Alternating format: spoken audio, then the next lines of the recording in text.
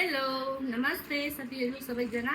So आज चाहिँ म फ्लिपकार्टको मेरो बेडसिट अनबक्सिङ गर्दैछु, किनभने यो बेडसिट चाहिँ यस्तो पुरा यो बहुत सरेर कस्तो भयो, त्यही भएर मैले यो अनबक्सिङ गर्दैछु। हेर्नु होला कस्तो आउँदो रहेछ भनेर म देखाउँछु तपाईँहरूलाई। यो दुइटै बेडसिटै हो, दिनै बिथाल्नु यो बेडसिटै हो, कटनको हो। कस्तो चाहिँ आउँदो रहेछ हेर्नु न। यो चाहिँ पिलो कभर है साथीहरू, पिलो कभर राम्रै रहेछ। यो चाहिँ पिलो कभर, दुईवटा पिलो कभर। जिप जिप चाहिँ छैन रहेछ, विदाउट जिपवाला रहेछ यस्तो होला।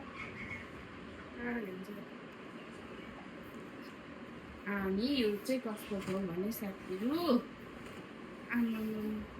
किङ साइजको हो नि त। मेरो बेड चाहिँ अलिक ठुलै छ, किङ साइजको हो। मेरो बेड चाहिँ ठुलो भयो त। यो इलास्टिकवाला हो, यो दुइटै इलास्टिकवाला हो। यो पनि सेम हो।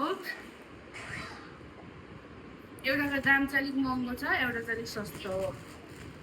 यो चाहिँ कतिको हो भने यो पनि त्यस्तै हो। यो चाहिँ अलिक सस्तोको हो, 360 को हो भने यो चाहिँ 450 को हो।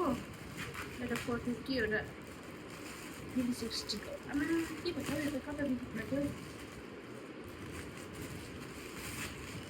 थियो। यो चाहिँ ब्लू कलरमा,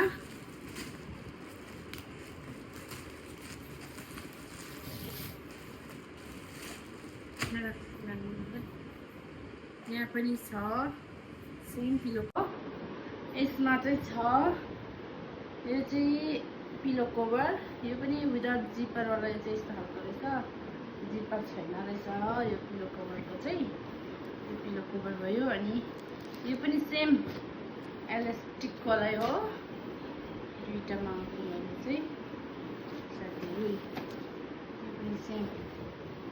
अब लाएर देखाउँछु ल म तपाईँहरूलाई कस्तो देख्दो रहेछ भनेर।